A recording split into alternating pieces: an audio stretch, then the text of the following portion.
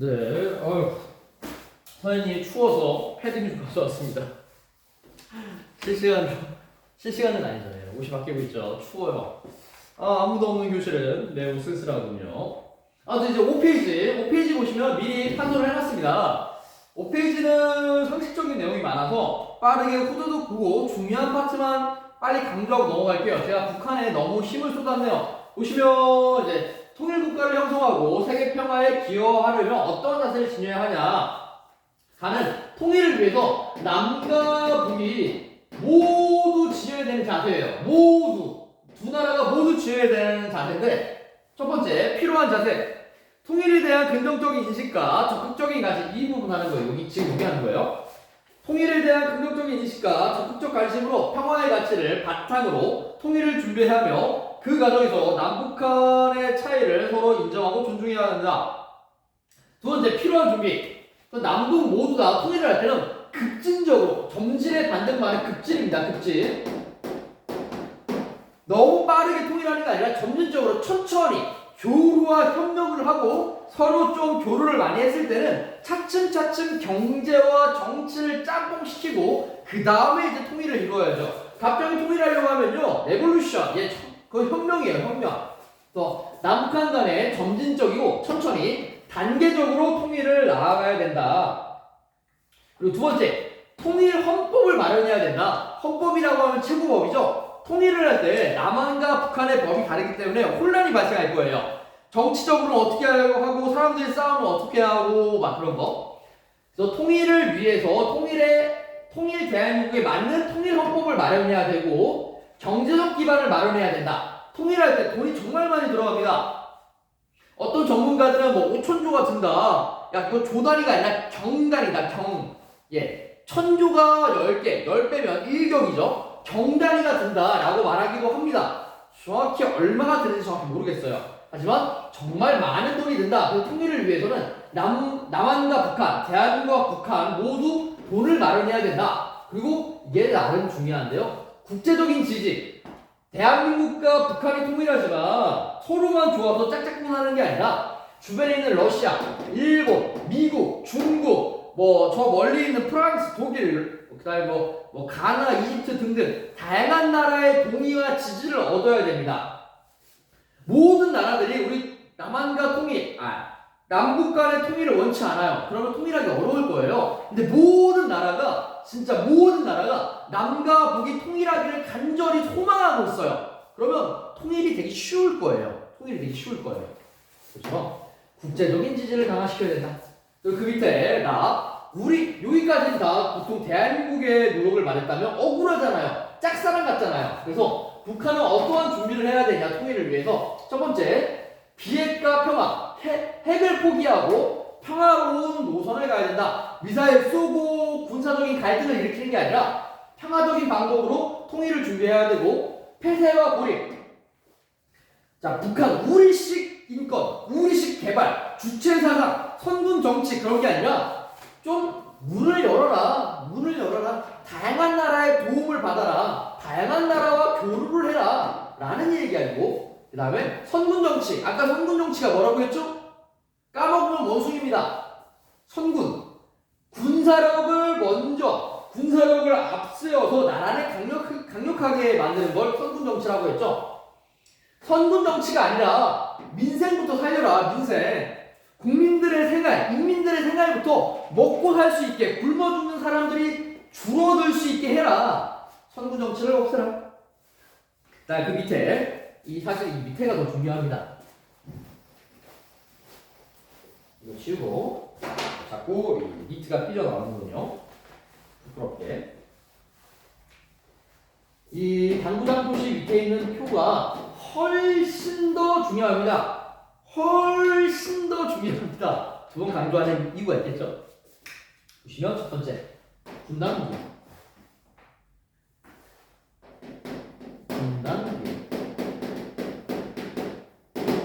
비용은 무슨 말이냐? 말 그대로 분단을 통해서 우리가 지금 남한과 북한이 나눠져 있잖아요. 분단돼 있잖아요. 분단을 통해서 발생하는 비용입니다. 보시면 분단에 따른 대립과 갈등의 비용, 분단이 지속되는 한 소모되는 소모되는 유형의 비용이에요.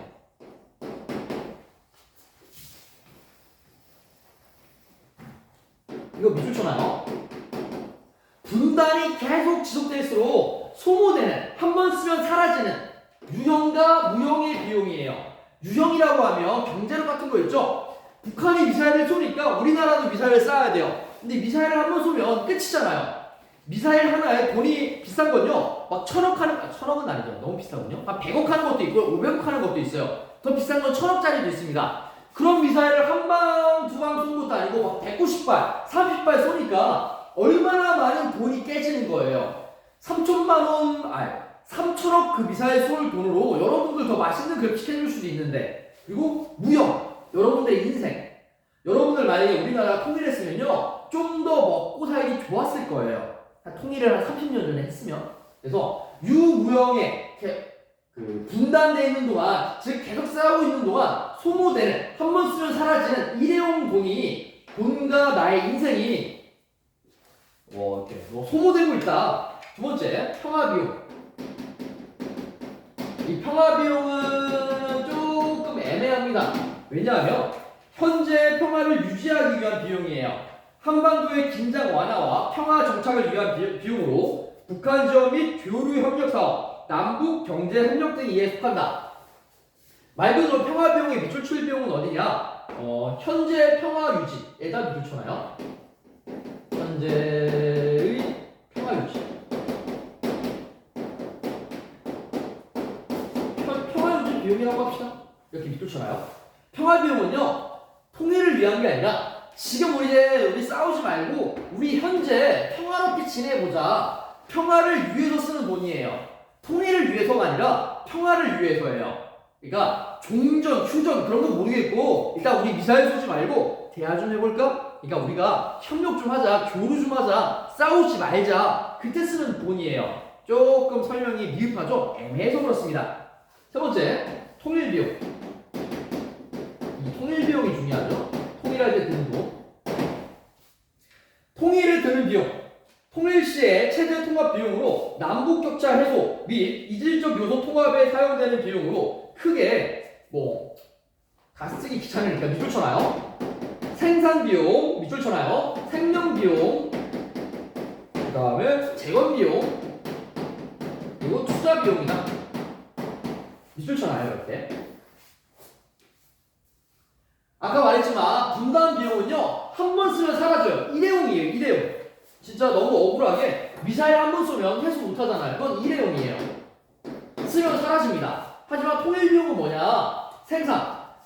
경제적으로 뒤처지는 북한을 위해서 다양한 걸 생산해야겠죠. 그리고 북한 국민들 배고파 죽고 의료 지원이 없어서, 의사들이 부족해서, 의료 용품이 부족해서 죽는 사람들 살려야겠죠. 제거. 전쟁은 아니겠죠? 예, 평화 통일을 해도요, 북한에 뚝딱뚝딱 지어줘야 되는 건물과 공공기관들, 이런 재건 비용, 이 다 투자다. 다 투자다. 투자를 통해서 우리가 내가 예를 들어 삼성이 10,000원일 때, 삼성이 10,000원일 때 투자를 했어요. 근데 재작년 기준 삼성이 막 7만원, 10만원도 갔어요. 10배의 수익이죠? 재작년 2020년도에 삼성이 10만원이 넘었을 거예요. 10만전자 넘었잖아요. 즉 투자, 내가 언젠가는 더 크게 돌려받을 수 있는 거예요. 약간 저축 같은 거예요. 반면에 분단 비용은 한 번 쓰면 사라지는, 여러분들 용돈 받으면 마라탕 먹느라 사라지는 그 돈, 그걸 소모한다, 소비한다. 통일 비용은 투자한다, 저축한다. 성격이 달라요. 그 다음에 마지막으로 통일 편익. 통일 편익은요, 비용이 아니에요. 쓰는 게 아니에요. 통일 편익. 통일 한국이 통일되지 않은 한반도에 비해 얻게 되는 편익. 즉, 너는 적어 놓으세요. 적으세요. 통일 시 얻는 개이득, 이득. 통일을 안 했을 때보다 통일했을 때 얻는 이득. 그거를 이제 통일 편익이라고 합니다. 만약 여러분들이 이 4개를 정확히 안다. 와, 고등학생 수준입니다. 엘리트예요. 천재. 근데 이제 정확히 기억하셔야 되는 게 분당 비용과 통일 비용과 통일 편익은 기억하시기 바랍니다. 이거는 애매해서 요즘에 좀 빼요. 요즘에 좀 뺍니다. 근데 분당 비용과 통일 비용과 통일 편익은요 반드시 기억하시기 바랍니다. 이거는 통일연구원에서도 항상 책을 발행하는데 거기 있어요. 항상 기억하시길 바라고요. 여기까지가 이제 통일 얘기예요. 이제 통일 끝났습니다. 통일 끝났어요. 되게 길게, 되게 지루하게 많이 했죠? 미안합니다. 저도 줄여주고 싶은데 제 마음처럼 잘 안 되네요. 미안해요. 첫 번째 이제 인간은 자연의 주인인가? 이제 자연인간이에요. 자연인간. 녹화가 잘 되고 있는지 한번 다시 볼게요. 아까 끊어져가지고. 오케이, 잘 되고 있군요. 보시면 우리가 환경윤 말고예요. 미안해요. 환경윤리할 때 프린트대로 해야 되는데 사실 이 프린트대로 말고 흐름대로 하는 게 제일 좋아요. 근데 여러분들을 위해서 이제 프린트대로 할게요. 환경윤리라고 하면 일단은 인간중심주의가 있어요. 인간중심주의는 크게 둘로 나뉘죠. 강경한 인간중심주의야. 온건한 인간중심주의. 그리고 굳이 따지자면 온건한 인간중심주의 아래에 들어가는 사람이 칸트, 그 다음에 한스 요나스 라고 할 수 있을 것 같아요. 물론 이 한스 요나스는 온건한 인간중심주의에 넣기도 애매한데요. 근데 굳이 따지자면 이 온건한 인간중심주의에 들어갑니다. 그 인간중심주의는 뭐냐? 강경한 인간중심주의는요. 프린트를 보시면 6페이지네요. 목적론적 자연감. 만물은 각자의 목적이 있으며 인간의 목적은 자연을 관리하며 이성을 통해 행복과 신을 인식하는 것으로 자연이란 인간을 위한 도구적 가치만 지닌다. 도구예요, 도구. 자연을 보살피고 아껴 쓰고 사랑하고 나눠 쓰고 그런 게 아니라 그냥 내가 쓰고 버리는 그냥 대변 보고 닦을 때 쓰는 종이 같은 거예요. 그냥 내가 이게 필요하면 쓰는 거고 필요 없으면 그냥 갖다 버려도 되는 진짜 본래적 가치가 아니라 도구적 가치만을 지닌 거예요. 오직 인간만을 위해서. 또 강경한 인간주의자는요 1000마리의 10,000마리의 강아지와 한 명의 인간이 있었을 때 누굴 살리냐? 한 명의 인간을 살려요. 10만 마리의 강아지여도요 한 명의 인간을 살려요. 왜냐하면 도구적 가치를 지니는 강아지는요 본래적 가치를 지니는 인간을 이길 수가 없어요. 가치적으로. 그래서 강경한 인간주의는 현 세대의 사람들을 위해서 자연을 마음대로 써도 된다. 환경 오염시키든 마음대로 써도 된다. 라고 하는 게 강경한 인간주의예요. 이거 좀 지우고. 보시면 이제 두 번째, 방가로 두 번째. 기계론적 자연관과 자연정복 지배. 자연은 영혼 없는 커다란 기계이므로 오직 이성을 지닌 인간만이 자연이라는 거대한 기계를 정복할 수 있다는 입장. 아까도 말했지만 강경한 인간주의는요 자연은 살아있는 게 아니라 그냥 생명이 없는 도구예요. 도구. 도구라는 건요 내가 잘 쓰면 장인이 됩니다. 장인. 즉 인간은 자연을 잘 쓰는 장인이 돼도 인간을 이롭게 해줘야 돼요. 그게 바로 강경한 인간주의. 극단적인 인간중심주의 자연관의 문제점. 이거의 문제점. 무차별적인 개발로 인해 자연이 파괴되며 이는 모든 존재들의 생존을 위태롭게 만들며 인간의 생존까지 위협된다. 너무 강경하게 자연을 막 쓰다 보니까 결국 인간이 피해봐요. 인간이 살아갈 자연이 오염되고 파괴되고 하다 보니까 아토피도 증가하고 장애도 증가하고 먹을 것도 오염되고 공기도 진짜 미세먼지 많아지고 하다 보니까 인간의 생존이 문제됩니다. 그래서 나온 게 자연 좀 덜 써볼까? 너무 극단적으로 지나치게 쓰지 말고 조금은 아껴볼까? 라고 나온 게 온건한 인간주의예요. 그래서 온건한 인간주의는요 여기 다 적혀있죠. 장기적인 여기 온건한 인간주의 밑에 바로 밑에 장기적인 사용을 위한 자연보호. 현재 자연을 이용하듯 미래에도 인간을 인간을 위해 자연을 사용하기 위해 친환경적인 개발이나 녹색 소비 등을 언급한다. 즉 자연을 장기간 이용하기 위해서 천천히 개발하자, 친환경적인 개발을 하자. 누구를 위해서? 인간을 위해서이다. 동물을 위해서 아니에요. 식물을 위해서 아니에요. 오직 인간을 위해서 장기적으로 써서 쓰자. 그러니까 천천히 쓰자. 그게 온건한 인간민주주의. 여기에 굳이 따져서 들어가는 사람이 칸트. 칸트는 무슨 말을 했냐? 간접적, 이거 중요하니까 빨간색. 이거 지우고. 간접적 의무. 얘가 말하기를요, 우리 인간은 영혼을 지녔고 지성을 지녔기 때문에 다른 생물체, 모든 만물에 비해서 정말 완벽은 아니죠. 정말 뛰어난 존재예요. 인간을 뛰어넘는 자연물이 없어요. 왜냐하면 우리 인간은 지성을 지녔기 때문에, 영혼을 지녔기 때문에. 그런 칸트 입장에서 인간은요, 뭐 쓰시든지 말든지 마음대로 하세요. 인간은 간접적 의무가 아니라 인간을 반드시 목적으로 대우해야 된다는 직접적 의무예요. 인간이 쓸모 있어서 대우하는 게 아니라 인간이기 때문에 대우를 해야 된다는 게 직접적 의무예요. 반면에 자연은요, 쓸모가 있어서 대우를 해줘야 돼요. 쓸모가 있어서 간접적으로 대우를 해줘야 됩니다. 근데 그 쓸모가 뭐냐? 칸트가 말하기를요, 자연을 함부로 대하면요, 인간의 성품, 인간의 인성, 인간의 영혼이 타락할 수 있어요. 나빠질 수 있어요. 다시 한번. 칸트가 말하기를요, 자연을 뭐 강아지나 식물이나 뭐 냇가나 이런 생명체가 아닌 것도 다 포함해서 자연을 함부로 대하면요, 인간의 성품, 인간의 인성, 인간의 영혼, 인간의 지성이 타락할 수 있어요. 나빠질 수 있어요. 그렇기 때문에 인간의 성품을 온화하게 더 함양시키기 위해서 자연을 잘 대우해줘야 된다라는 게 간접적 의무예요. 이해가 안 되시는 분들을 위해서 선생님이 취미가 있어요. 선생님의 취미가 뭐냐? 학교에서 받은 스트레스를요, 지나가는 길고양이 발로 찹니다. 학교에서 너무 스트레스 받으면요, 지나가는 길고양이한테 돌 던져요. 전 그런 나쁜 놈입니다. 그럼 여러분들은 저를 좋아해 줄 수 있나요? 못 좋아해 줄 거잖아요. 싫어할 거잖아요. 그리고 선생님은 당연히 저의 성격이 삐뚤어지겠죠? 고양이한테 돌 던지던 게 어느 순간 사람한테 돌을 던질 수도 있잖아요. 즉, 사람의 인성과 성품이 나빠질 수 있다. 그렇기 때문에 자연을 인간의 성품을 위해서 간접적으로 대우해줘야 된다라는 게 칸트의 입장이에요. 이해되셨죠? 이 정도면?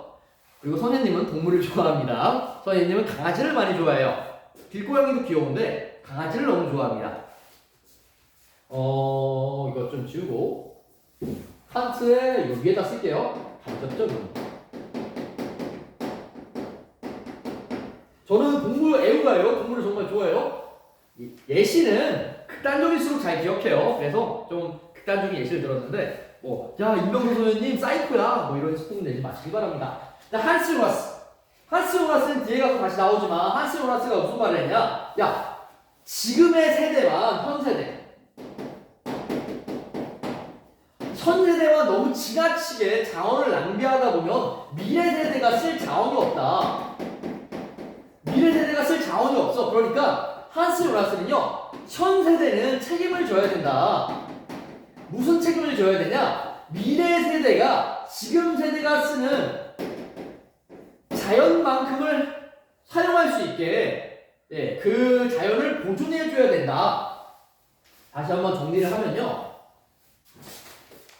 미래 세대가 지금 현 세대가 쓰는 만큼의 자연을 남겨놔야 되는 책임이 있다. 그런 얘기예요. 자, 이해가 안 되실까봐 뒤에 가서 다시 한번 말씀드리겠지만, 한스 요나스의 입장을 한마디로 정리하면요, 미래 세대를 위해서 자연을 보존할 책임은 현 세대가 지닌다 라는 입장이에요. 다시 한번, 미래 세대를 위해서 자연을 보존해야 되는데 그 보존의 책임은 현 세대가 지닌다 라는 입장이에요. 그래서 한스 요나스가 말하기를, 흰색으로 할게요. 한스 요나스가 말하기를요, 한스 요나스는 이 우리의 공유 자산인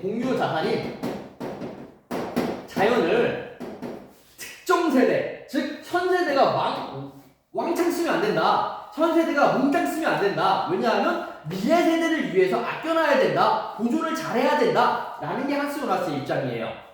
그럼 여기서 퀴즈.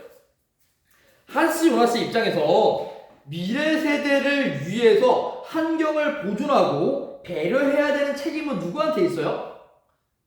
맞아요. 현 세대한테 있어요. 왜냐하면 미래 세대는 지금 존재하지 않잖아요. 예, 100년 뒤에 태어날 아이한테 책임을 물을 수가 있냐? 없어요. 책임을 물을 수 있는 건 오직 현 세대, 지금 있는 사람들이다. 그러니까 미래 세대 인간이 함부로 너무 쓰지 말고요. 미래 세대를 위해서 자연을 좀 아껴 써라. 그 책임이 현 세대한테 있다. 라는 게 한스 요나스의 입장이에요. 이 얘기는 뒤에 가서 나오니까 다시 한번 얘기해 줄게요. 뒤에 가서. 그리고 인간 중심주의에서 벗어난 탈인간 중심주의에 뭐가 있냐? 여기 동물 중심주의가 있어요. 동물 중심주의. 동물 중심주의 보시면 여기 이렇게 쓰긴 싫은데 여기 탈인간 중심주의. 표를 그대로 그려볼게요. 탈인간 중심주의가 있고요. 탈인간 중심주의에 이제 개체론이 있습니다. 개체론, 뭐 전체론 그런 거 어려우니까 이걸 설명을 해드려야 될까?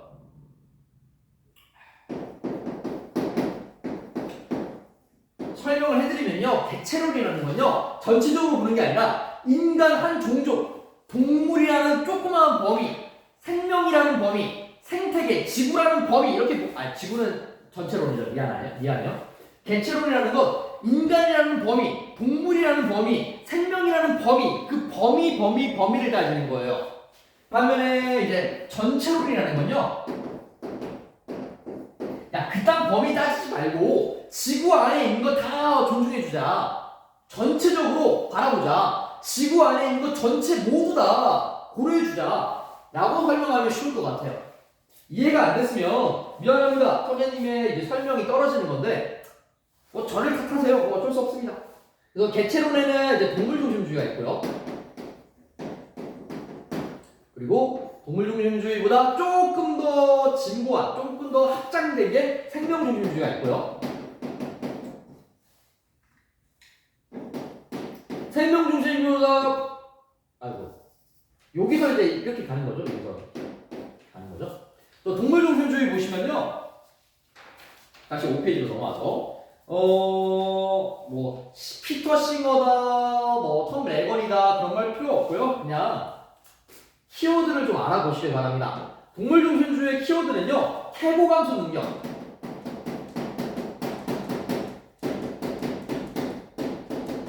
말이 어렵죠? 쉽게 설명해 줄게요. 쾌는 뭐냐? 쾌락이에요. 쾌락. 막 느끼는 거, 즐거운 감정, 사탕을 먹었을 때 그 느끼는 달콤함, 내가 수학 100점 맞았을 때 그 느끼는 쾌감, 내가 그 막 변 비웠는데 진짜 뭐 빵 하고 변이 나왔을 때 그 느낌, 쾌락, 고통. 쾌락과 고통을 느낄 수 있는 능력, 감수라는 거 뭐 느끼다 생각하면 될 것 같아요. 쾌락과 고통을 느낄 수 있는 능력이 있으면 존중해줘야 된다. 이게 피터 싱어의 입장인데요. 몰라도 괜찮아요. 태고함수라는 단어가 나오면 동물중심주의다. 그래서 이 동물중심주의, 동그라미 1번 태고함수 능력을 지닌 존재들은 본래적 가치를 지능으로 존중해야 된다. 그리고 이제 두 번째, 이익평등 고려의 원칙. 또 빨간색으로 써둘게요. 이익평등 고려의 원칙. 이것도 피터 싱어 이야기인데요. 태고함수 능력을 느끼는 존재는 그 존재의 이익은 평등하게 대우해줘야 된다. 돼지도 쾌고함수를 느끼고 인간도 쾌고함수를 느낍니다. 그건 인간의 이익과 돼지의 이익을 똑같이 대우해줘야 된다. 평등하게 대우해줘야 된다. 내가 편안하게 있고 싶으면 돼지도 편안하게 해줘야 된다. 라는 입장이에요. 내가 배부르고 싶으면 돼지도 배부르게 해줘라. 예, 이익평등 고려의 원칙. 내가 한 표면 돼지도 한 표. 약간 그런 느낌이다. 그 다음에 두 번째, 이익평등 고려의 원칙 여기 적혀있죠. 쾌고함수 능력을 지닌 모든 존재의 이익은 평등하다. 그러니까 인간이 더 뛰어나다 그런 게 아니라 인간의 이 10이라면 최고함수 능력을 느끼는 대지의 이 또 10이다. 똑같이 계산해야 된다. 라는 입장이에요. 그 다음에 하나 더 말하면 톰 레건이 말한 삶의 주체. 칸이 없으니까 여기다 쓸게요. 삶의 주체. 삶의 주체라는 건 뭐냐? 톰 레건이 말하기를 여기 밑에 적혀있죠. 삶의 주체. 고등지능을 지닌 존재는 자신의 권리와 행복 등을 추구할 능력과 권리가 있으므로 그들의 삶을 영위할 수 있는 주체이며 도덕적 고려 대상임을 존중해야 된다. 말이 더럽게 어려운데 쉽게 설명하면 그거예요. 태고감수 능력을 느낄 뿐만 아니라 적어도 1살 이상의 어린아이처럼 자신의 정체성을 아는 존재. 이 정체성이 무슨 말이냐? 이름을 불렀을 때 뒤돌아볼 수 있는 능력을 가지고 있는 애들. 우리가 강아지한테 뽀삐라고 이름을 지어줬어요. 뽀삐야 뽀삐야 부르면 저한테 올 거예요. 고양이한테 나비야 나비야 부르면 나비도 올 겁니다. 고양이도 올 거예요. 근데 닭한테 닭대가리라고 하지만 닭도 머리가 있습니다. 닭한테 예쁜이라고 이름 지어주면 예쁘나 부르면 닭도 나한테 올 거예요. 근데 바퀴벌레한테 원빈이라고 지었어요. 이제 바퀴벌레한테 차은우라고 불렀어요. 바퀴벌레의 이름이 차은우예요. 은우야 불러도 바퀴벌레는 저한테 오지 않을 거예요. 그래서 레고는 무슨 말을 했냐? 삶의 주체, 어느 정도의 고등 지능을 지닌 존재는 태고감수 능력뿐만 아니라 자신이 누군지, 내가 어떠한 인생을 살지 정체성을 정할 수 있는 동물들은 삶을 주체적으로 자신이 원하는 삶을 살 수 있도록 우리가 존중해줘야 된다. 그래서 톰 레거는 고등 존재는 우리가 존중해줘야 된다 라고 말을 했습니다. 피터 시머 입장에서는요, 그냥 쾌락과 고통을 느끼면 다 고려해줘야 돼요. 바퀴벌레도 우리가 고려해줘야 되고요, 지렁이도 고려해줘야 되고 개미도 존중해줘야 돼요. 하지만 레건의 입장에서는요, 고등 존재, 돌고래나 강아지나 고양이나 닭 그 정도 고등 존재는 우리가 존중해줘야 된다. 근데 굳이 이렇게 분류할 필요 없고요. 그건 대학 가서 대학이 아니죠. 고등학교 가서 분류하시고요. 그냥 동물중심주의의 키워드는 태고함수 능력이다, 이익평등 고려의 원칙이다, 삶의 주체다, 그런 단어가 나오면 동물중심주의다. 그리고 동물중심주의는 동물까지 우리가 도덕적으로 고려해줘야 된다. 인간중심주의는 누구까지 도덕적으로 고려해줘야 된다? 인간까지 고려해줘야 된다. 동물중심주의는 동물까지 고려해줘야 된다. 생명중심주의는 생명까지 도덕적으로 고려해줘야 된다 라는 입장이겠죠. 여기까지 이해가 안 된다. 여자 반은 정한쌤한테 질문하시고 남자 반은 엎드려 뻗쳐하시길 바랍니다. 생명중심주의, 이제 슈바이처는 무슨 말을 했냐? 생명 외경 사상이라고 합니다. 슈바이처가 말하기를요, 생명 외경 쓸게요.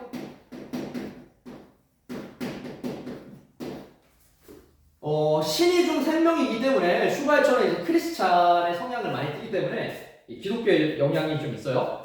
신이 중 생명이기 때문에 너무나 정의롭고 놀라운 존재이다. 우리 인간이 함부로 할 수 있는 거 아니다. 왜냐하면 생명은 신이 줬기 때문에. 그래서 슈바이처는요, 생명의 평등성.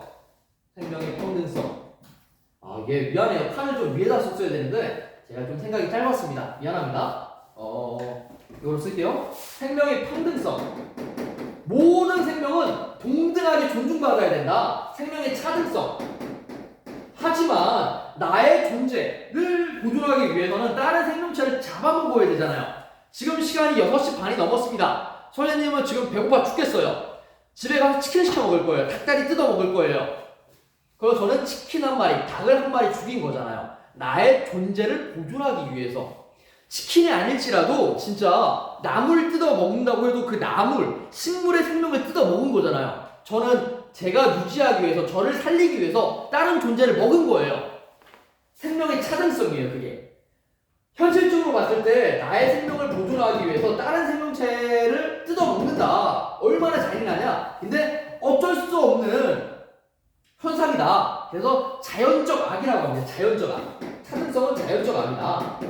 자연적으로 발생하는 악이다. 거의 자연적 악을 해결하기 위해서 어떻게 해야 되냐? 우리가 책임을 지녀야 된다. 또 사랑을 지녀야 된다. 그래서 슈바이처가 그런 말을 한 건 아닌데 빌리면 그런 거예요.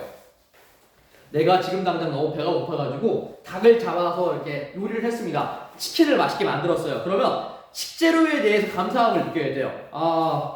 내가 살 수 있게 닭 너가 희생을 해줬구나. 너무 고맙다. 내가 남기지 않고 진짜 간절까지 꼬독꼬독 깨끗이 먹을게. 이렇게 감사를 표해야 돼요.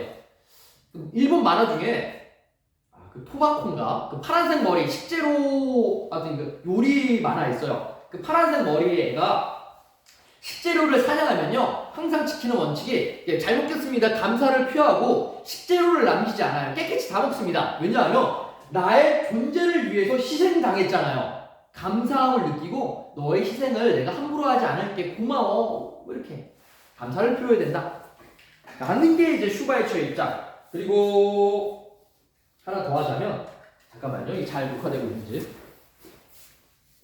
이게 보이죠? 오케이.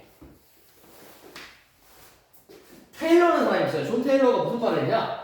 목적론적 삶의 중심. 발음이 꼬이네요. 미안해요. 목적론적 삶의 중심. 그것도 무슨 개벽다기 무서운 어려운 말이냐? 맨 밑에 보시면요. 동그라미 세 번째 맨 밑에 목적론적 삶의 중심. 6페이지 맨 밑에 모든 유기체는 각기 자신의 방식으로 고유한 선을 추구하는 유일한 개체이므로 수단적 가치가 아닌 생명 그 자체를 존중해야 된다. 이거 무슨 말이야? 쉽게 설명드릴게요.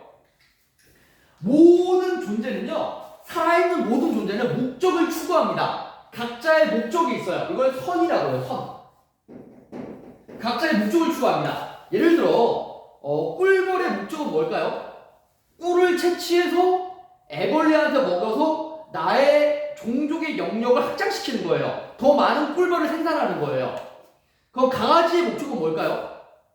강아지는 천사입니다. 강아지는 인간한테 행복을 주기 위해 존재한다 라고 할 수도 있지만 강아지는 열심히 개밥, 식사를 하고 열심히 뛰어다니고 열심히 헥헥거리고 열심히 꼬리 흔들고 열심히 번식해서 행복하게 사는 게 목적이에요.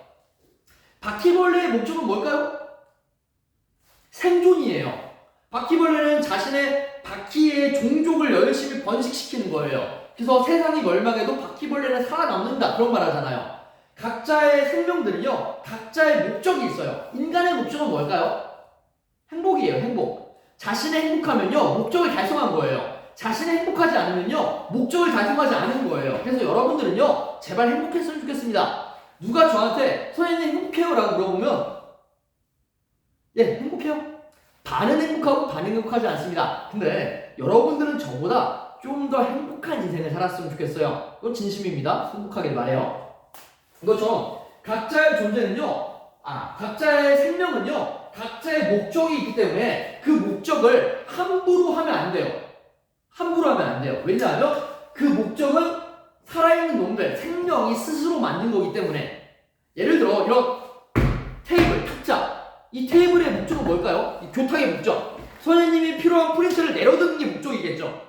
근데 이 목적 누가 만들었어요? 인간이 만들었잖아요. 이 텀블러의 목적 뭐예요? 물을 담는 거죠? 그 목적 누가 만들었어요? 인간이 만들었죠. 이것처럼 생명이 없는 것들은요, 인간이 목적을 부여합니다. 근데 생명이 있는 것들은요, 인간이 목적을 부여하는 게 아니라 생명이 스스로 자신의 목적을 만들어요. 돼지의 목적은 뭐예요? 잡아먹히는 거예요? 돈가스 되는 거예요? 삼겹살 되는 거예요? 아니에요. 돼지의 목적은 돼지들이 정합니다. 맞죠? 모기의 목적은 뭘까요? 인간한테 이게 잡혀 죽는 거? 아니에요. 모기의 목적은 누가 만든다? 모기가 만든다. 어이씨, 훌륭합니다. 반면에 분필의 목적은 누가 만들어요? 인간이 만든다. 훌륭합니다. 이것처럼 목숨을 지닌 생명체들은요, 각자의 목적을 지니기 때문에 인간이 함부로 대우해서는 안 된다. 라는 게 존 테일러의 입장이에요.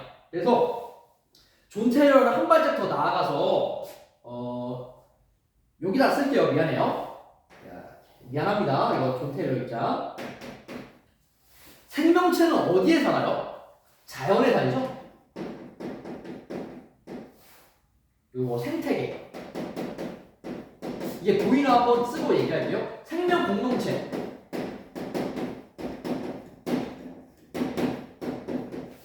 보이는지 한번 볼게요. 잠깐만. 잘 보이네요.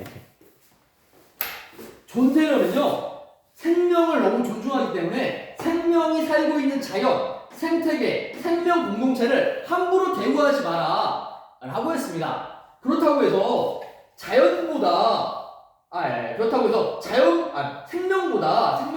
자연이 더 중요하냐? 아니에요. 생태계보다 생명이 더 중요하냐? 아니에요. 생명 공동체보다 생명이 더 자꾸 말이 꼬이네요. 미안해요. 뭐든지 간에 생명이 더 중요해요. 왜냐하면 이건 집이에요, 집. 여러분들 집이 더 중요해요? 여러분들 목숨이 더 중요해요? 어느 미친놈도 집보다 자신의 목숨을 더 소중하게 여길 거예요. 이것처럼 존 테일러는요, 생명이 살아가는 집을 존중해야 된다라고 했지만 그 집보다 생명이 더 중요하다. 즉 자연보다 생명이 더 중요하고 생태계보다 생명이 더 중요하고 생명 공동체보다 생명이 더 중요하다고 했어요. 그래서 이거 반드시 기억하세요. 존 테일러는 생태계, 이거 생태계죠? 집이에요, 집. 이거는 집이 잘 돼 있으면 우리가 더 편안하게 살 수 있잖아요.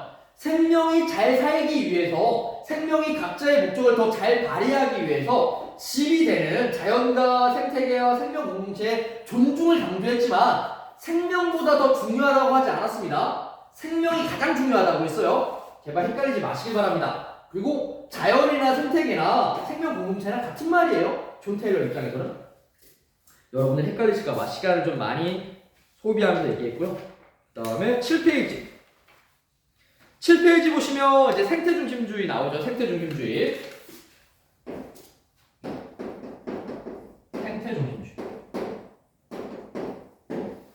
생태중심주의는요, 쉬워요. 얘는 조화를 강조합니다. 조화. 얘네들은 어떻게 보면 미친놈들이에요. 생명보다 인간보다 생태계의 조화가 더 중요하다. 공존이 더 중요하다. 예를 들어 인간 한 명이 예를 들어 제가 죽음으로써 이게 환경 오염이 조금 해결될 수 있잖아요. 저를 죽일 거예요. 이 미친놈들. 이것처럼 생태계 중심주의 또는 생태 중심주의자들은요, 자연의 조화, 아까 말한 이 집의 가치를 상당히 높게 봤어요. 인간보다 동물보다 이 집을 더 중요시하는 게 얘네들이에요. 그래서 생태계의 조화를 강조했다. 보시면 생태 중심주의 환경윤리, 자연 전체에 대한 고려, 모든 존재라고 하니까 동물, 식물, 인간도 들어가고 이런 생명이 없는 교탑, 텀블러, 돌멩이, 공기 다 들어가겠죠. 생명이 없는 것까지. 모든 존재의 본래적 가치를 인정한다. 모든 존재는 도덕적 고려 대상이므로 자연의 통합성, 조화 또는 조화나 통합, 통합에 기여하는 것은 선이고 반대로 조화를 깨트리고 통합을 깨트린 건 악이다 라고 보는 거예요. 그리고 이제 생태계 및 자연의 지배자가 아닌 구성원 중 하나로서의 인간 역시 생태계에 살아가기 때문에 생태계를 위해서라면 인간의 희생도 할 수 있다 라고 하는 게 생태계 중심주의다. 그래서 극단적인 생태계 중심주의의 문제점, 이건 한번 읽어보세요. 바보가 아닌 이상 이게 시험 문제에 나왔을 때 맞출 수 있을 거예요. 드디어 나오네요. 한스 요나스의 미래 세대에 대한 현 세대의 책임 윤리. 아까 여기서 말을 했는데 보시면 미래 세대를 위한 인류 조성에 대한 현 세대의 책임을 강조하고 현 세대가 가진 책임은 1차적으로 미래 세대의 존재를 보장하는 것이며 2차적으로는 그들의 삶을 배려하는 것이다. 정한센 프린트물 그대로 가져왔습니다. 여자반들은 이게 이해가 잘 될 것 같아요. 근데 남자반들은 이해가 안 될까봐 수업을 했는데, 즉 한스 요나스가 말하기를 아까 말했죠.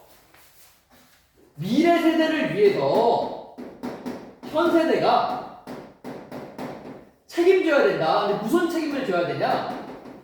자연을 보존하는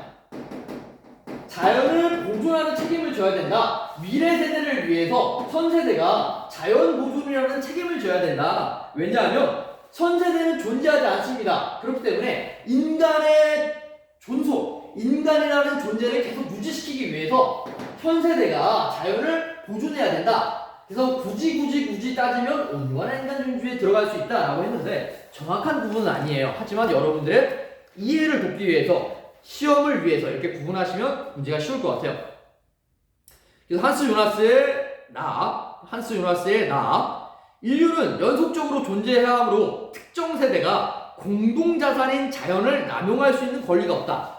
이 얘기예요. 한스 요나스가 말하기를 미래 세대도 자연을 써야 됩니다. 그렇기 때문에 현 세대가 자연을 흥청망청 다 쓰면 안 된다. 그러한 권리는 누구한테도 없다. 라는 게 한스 요나스 입장이에요. 이해가 안 되면 질문하십시오.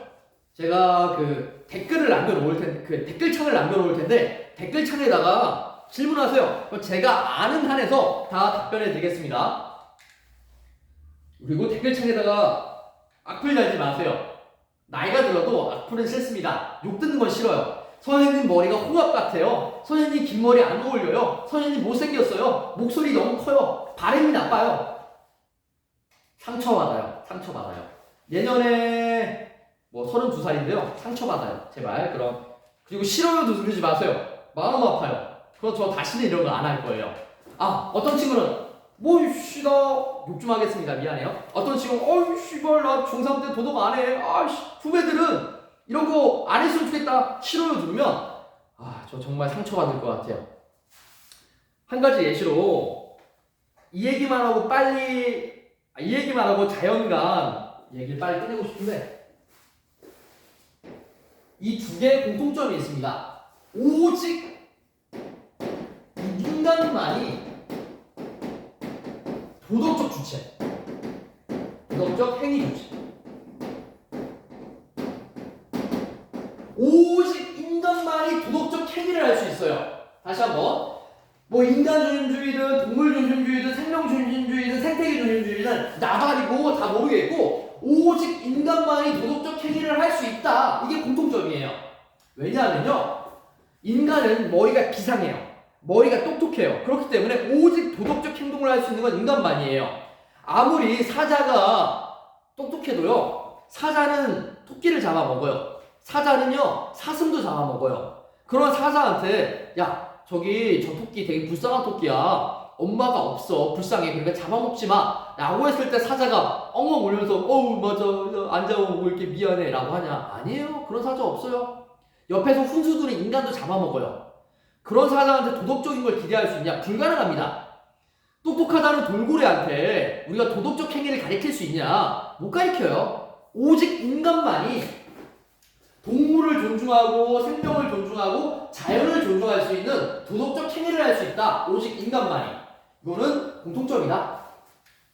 그리고 난 이거 아직도 이해가 안 된다. 이거 좀 지울게요. 이거 지우고. 우리가 도덕적 대상을 고려할 때 여기 인간 중심주의. 인간만 도덕적으로 고려해야 된다. 더 큰 거. 인간도 동물이죠. 동물도 도덕적으로 고려해야 된다. 더 큰 범위가 뭘까요? 맞아요. 생명이에요. 생명이라고 하면 여기 식물도 들어가죠. 여기 식물 포함. 생명까지 우리가 도덕적으로 고려해야 된다. 이거보다 더 큰 범위는 생태계. 생명이 없는 돌멩이나 공기나 물까지 고려해야 된다라는 게 생태계 중심주의예요. 하지만 이거를 깨뚫는 공통점이 뭐냐? 이거를 이렇게 깨뚫는 공통점이 뭐냐? 이거예요. 오직 인간만이 도덕적 행동을 할 수 있다. 이렇게 열심히도 수업을 했는데 모른다. 나 이렇게 열심히도 선생님이 수업했는데 모른다. 방법이 있어요. 왼쪽 손을 드세요. 그 자기 머리 때리세요. 바보예요 그거. 라고만 말하면 이제 자연간 끝났습니다. 그 다음에 밑에 이거 지우면서 얘기 하나 하겠습니다. 이거 지우면서 얘기 하나 할게요. 이게 지저분하죠. 미리 말할게요. 병찬아 미안하다. 이거 병찬이가 칠판 단번인데 미안합니다. 병찬이는 제욕하지 마세요. 전 병찬이 매우 훌륭한 학생으로 보고 있습니다.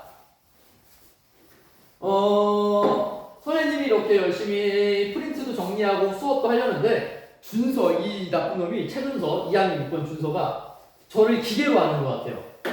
저를 교사 인간이 아니라 기계로 보는 것 같아요.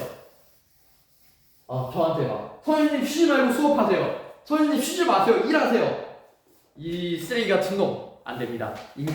교사도 사람이에요. 교사도 사람이라 상처받고요.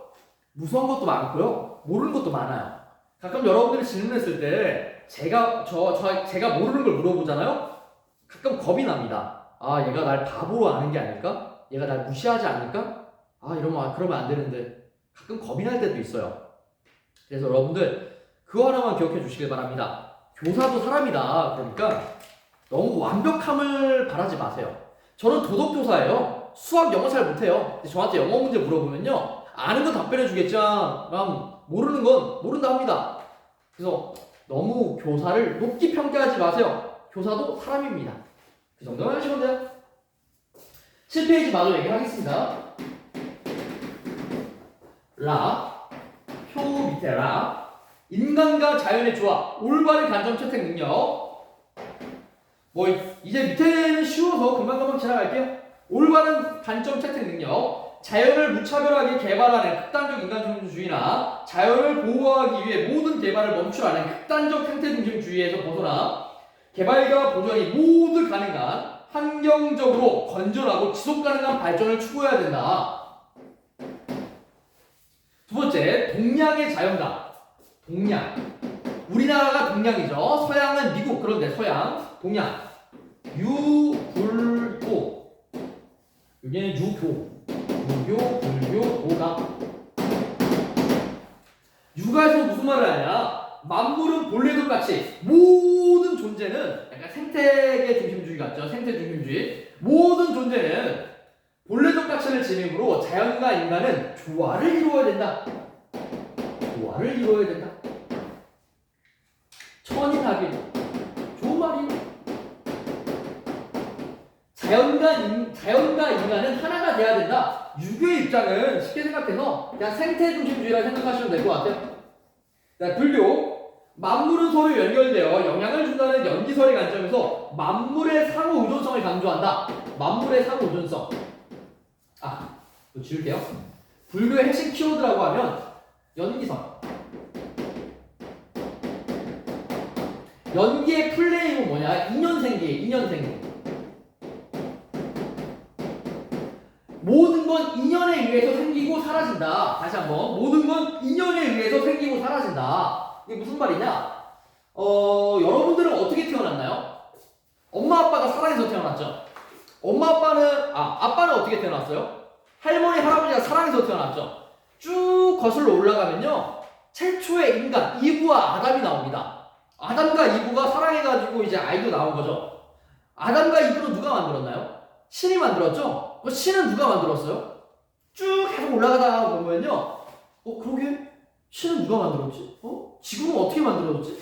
아무도 몰라요. 근데 이제 불교에서 말하기는요, 모든 게 최초의 시작은 모르겠는데 모든 건 인연에 의해서 만들어진다. 예를 들어 제가 아까 영상에서 병찬이 얘기를 많이 했죠. 근데 병찬이가 그 영상을 제가 미워졌습니다. 그러면 저는 병찬이를 믿게 한 원인을 제공한 거죠. 여러분들 시험 공부하라고 만든 영상에서 병찬이를 깠잖아요. 병찬이는 그 원인으로 인하여 저를 미워하겠죠. 예를 들어 제가 차에 치여 죽었습니다. 그럼 병찬이는 소하다. 저 몹쓸놈 잘 죽었다. 라는 생각을 하겠죠. 그래서 모든 건 인연에 의해서 발생한다. 여기서 말하는 모든 것이라는 건요, 생명체도 말할 수 있고요. 또는 현상. 아까 제가 차에 친 거. 이거는 현상이잖아요. 현상도 말할 수 있습니다. 그리고 이제 인연생기 플러스 업보. 업보라는 건 무슨 말이냐? 업이라는 건 원인이에요. 원인. 보는 결과예요. 내가 지금 현생에서 도덕적으로 잘 살잖아요. 다음 세상, 사후세계, 다음 세상에서 도덕적으로 행동을 잘하면 다음 세상, 사후세계에서 괜찮은 걸로 다시 태어나요. 정말 잘하면 극락, 천국에서 태어날 수 있고요. 내가 도덕적으로 얼추 잘 살았어요. 또 인간으로 다시 태어나고, 내가 도덕적으로 못 살았어요. 그러면 동물로 태어나요. 동물만도 못한 존재예요. 그러면 하찮은 미인물, 뱀이나 지렁이로 태어납니다. 그래서 불교에서 불살생, 함부로 죽이지 말라라고 말하는 이유가, 예를 들어 나의 고조 할아버지가 살인마예요. 나쁜 놈이에요. 고조 할아버지가 나쁜 놈이라서 개미로 태어났는데 그걸 모르는 윤택이가 헤헤 개미 불로 태워 죽여봐야지 해가지고 돋보기를 이용해서 개미를 죽이고 있어요. 근데 이제 개미는 죽으면서 아이 야이 목소리 자식아 나 네 할아버지야 하면서 죽겠죠. 그것처럼 불구 입장에서는 나와 연결된 동물들은 어떻게 보면 조상님일 수도 있고 나의 가족이었을 수도 있다. 그러니까 함부로 죽이지 마라 라는 이야기예요. 이 얘기는 뒤에 가서도 다시 한번 나오니까 잘 기억하시길 바랍니다. 네, 도가. 도가는 무의자예요. 도가도 생태중심주의예요. 생태. 야, 우리 인간은 자연 안에 살아가기 때문에 자연을 함부로 망가뜨리지 마. 인위적인 행동을 하지 마. 자연 안에 내 몸을 맡겨. 마치 니들의 몸을 맡기듯이 자연 안에 내 몸을 맡겨. 물처럼 살아가. 그래서 상선약수라는 말이 있는데 다 필요 없고 무의자예요. 인위적인 행동을 하지 마라. 인위적인 행동을 하지 말고 자연의 몸을 맡겨라. 생태중심주의랑 비슷하죠? 또 도가는 뒤에 가서 다시 한번 나옵니다. 미리 말을 하자면 그 죽음과 관련해서 도가 있다면요 모든 건 기에 의해서 만들어져요. 기라는 게 뭐냐? 쉽게 설명해서 에너지 같은 거예요. 에너지. 우리가 태어날 때는요 기가 뭉쳐요. 기가 뭉쳐가지고 에너지가 뭉쳐가지고 인간이 태어납니다. 그리고 죽을 때는 기가 흩어져요. 기가 사라지는 거예요. 기가 이렇게 빠져나가는 거예요. 사라지는 겁니다. 그래서 모든 만물은 기에 의해서 발생하고 기에 의해서 사라지기 때문에 죽음에 관해서 그렇게 슬퍼하고 연연할 필요가 없어요. 장자라는 사람이 있는데요. 장자는 도가 사람이에요. 장자가 부인이 죽었을 때 장구치고 기뻐했습니다. 왜냐하면 어차피 기가 뭉쳐서 내 아내가 만들어진 건데 그 기가 그냥 흩어졌을 뿐이다. 내 아내는 뭐 진짜 막 슬퍼서 죽은 게 아니라 그냥 기가 흩어졌을 뿐이야. 좋은 거야. 자연의 이치야? 하면서 장구치고 놀았대요. 미친놈이죠? 예, 그럼 제가 다시 나오니까 얘기해 줄게요. 그리고 이제 밑에 환경에 대한 가치관과 소비생활은 어떠한 관계가 있는가? 소비생활과 환경 문제. 소비생활과 환경 문제와의 관계. 7페이지 맨 밑에 그냥 읽어보세요. 이제 8페이지 가기 전에 잠깐만 끊을게요.